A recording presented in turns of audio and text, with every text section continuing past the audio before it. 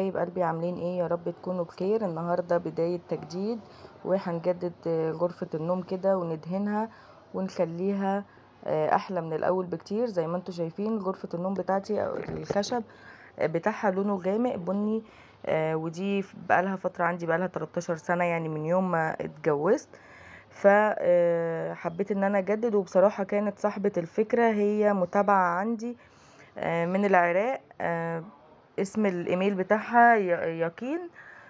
هي قالت لي ان محتاجه ان انا اجدد في الالوان وان انا افتح عشان احس كده بوسع وبراحه نفسيه. وبصراحه فكرتها عجبتني، وقعدت ابحث كده ايه اللي ممكن ان انا اغيره في غرفه النوم غير ان انا اغيرها. عشان طبعا انتوا عارفين اوض النوم دلوقتي بقت اسعارها غاليه جدا، وقلت يعني هي كويسه ومش متكسره وما فيهاش اي حاجه. فزي ما وريتكم كده اوضه النوم بتاعتي ودوت معجون. هقول لكم دلوقتي على الحاجات اللي احنا جبناها. ده اسمه نفط او تنر بتاع اللي هو الدهانات اللي هي بتاعه الخشب، ودوت رولة صغيرة كده وفرشة، وده ذهبي. هبقى اوريكم في الفيديو الجاي ان شاء الله عشان ما يطولش معاكم الفينش الاخير بتاع الأوضة. هتعجبكم جدا جدا، ومستنية رأيكم في الكومنتات. ودوت جالون اسمه 3 تلاتات، دوت فيه 3 كيلو من يعني الدهان الابيض اللامع.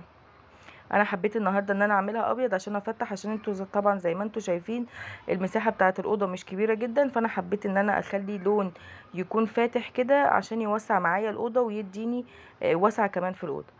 ايه اللي انا عملته هنا؟ دوت المعجون اللي انا وريته لكم، اخدت منه. انا طبعا انت مش محتاجه ان انت تجيبي كل المعجون دوت، بس انا كنت جايباه عشان انا كده كده قدام شويه يعني هبتدي ان انا هبيض الحيطان بتاعه الشقه.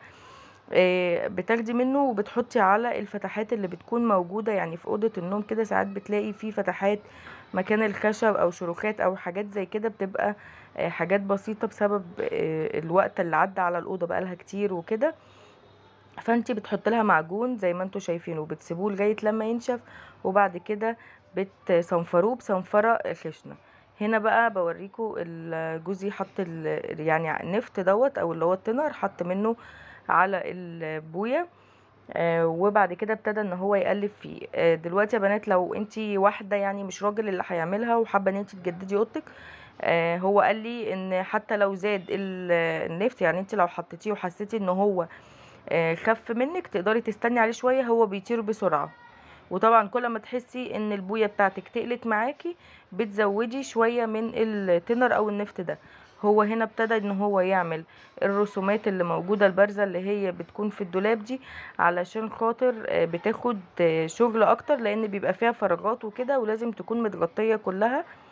وهنا ابتدى ان هو يشتغل بالرولة على بقية السطح اللي هو المالس، يعني ما فيهوش رسومات ولا حاجه ومش بارز كده ولا اي حاجه، مش هياخد منه شغل كتير. انا ما شلتش الهدوم من الدولاب وسبت الدولاب زي ما هو، شلت بس المراتب وشلت الحاجه عشان خاطر ما تبهدلش والسجاد وكده. ونصيحه مني اهم حاجه اي مكان تكوني بتبيضي فيه حطي يعني ورق او كرتون كده تحت الدولاب او تحت السرير اللي انت بتبيضيه، عشان خاطر البويه دي لما بتنقط بتضطري ان انت تفضلي تدعكي فيها بالتنر او بالجاز كده عشان ترضى تطلع من الارض. طبعا انا عرفت المعلومه دي في الاخر، بس يعني الحمد لله نظفت الاوضه وخليتها زي الفل. هنا انا اللي كنت شغاله بالرولة قلت له لا انا لازم بقى يعني اعمل حاجه، ما يبقاش الفيديو انا منزلاه وانا مش بعمل حاجه في اوضتي، لازم اساهم يعني. فاخدت منه الرولة كده وقعدت ابتدي ان انا اعمل في الحاجات اللي انا شايفاها. كنت بعمل غلط، بس عموما كده كده دوت الوش الاولاني. انت بس بتغطي اللون بتاع يعني البني الغامق اللي تحت دوت، بتبتدي ان انت تعملي زي طبقه من البطانه كده، مش شرط ان هي تبقى شكلها اخر حاجه يعني. ديت انا بوريكم هنا ده الوش الاولاني. هتحسوا ان الدولاب لونه يعني مش ابيض ناصع، عشان خاطر البني اللي من تحت لسه ما انتهاش خالص. وبعد كده ابتديت ان احنا ندي الوش التاني. هنا برضو جوزي كان بيعمل في السراحة، وكنت بوريكم من قريب ان الدولاب لسه ما خدش الوش التاني عشان خاطر يبقى يعني ابيض ناصع كده، ويبقى اللون البني اللي من تحت راح خالص. طبعا انا هنزل لكم الفيديو الجاي ان شاء الله الفينش اللي انا عملته كله في الاوضه والفرش وكل حاجه. هتنبهروا والله بشكل الاوضه وهتعجبكم جدا جدا.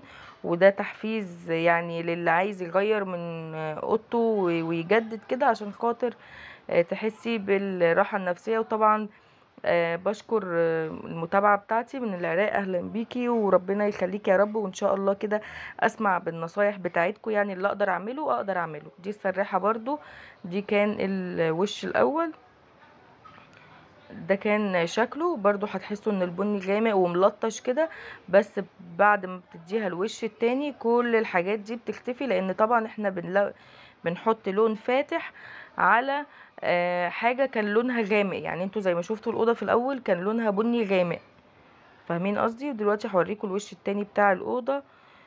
بعد ما عملت الوش التاني هوريكم الشكل النهائي. هنا بقى انت بتسيبي الأوضة يعني تنشف براحتها كده عشان خاطر تبقى تمام وما يبقاش فيها اي حاجة، وعشان البوية ما تطلعش معاكي تاني. وده هنا كمان السرير بتاعي برضو بعد ما اديته الوش الاولاني من هنا والوش اللي هو من بره. وده السراحة اديتها وش تاني. وساعات بتحسي ان الاوضه محتاجه يعني حاجات ملطشه كده، بتقدري ان انت تعمليها برضو وما بتاخدش معاكي وقت. وده شكل الدولاب بعد الوش التاني. بصوا الفرق، يعني انا الكومودينو ده لسه ما عملتوش والدولاب خلص. بصوا الدولاب بقى شكله حلو جدا ولونه كمان بقى فاتح. وكمان الفينش الاخير اللي انا هبقى اوريهولكوا في الفيديو الجاي هتعرفوا كل الحاجات اللي انا عملتها فيها وازاي حولتها لاوضه جديده من غير اي حاجه، ولا حركتها من مكانها ولا اضطريت ان انا اجيب صنايعي ولا اي حاجه. ده شكل السرير بتاعي برضو في النهايه، واستنوا مني الفيديو الجاي ان شاء الله.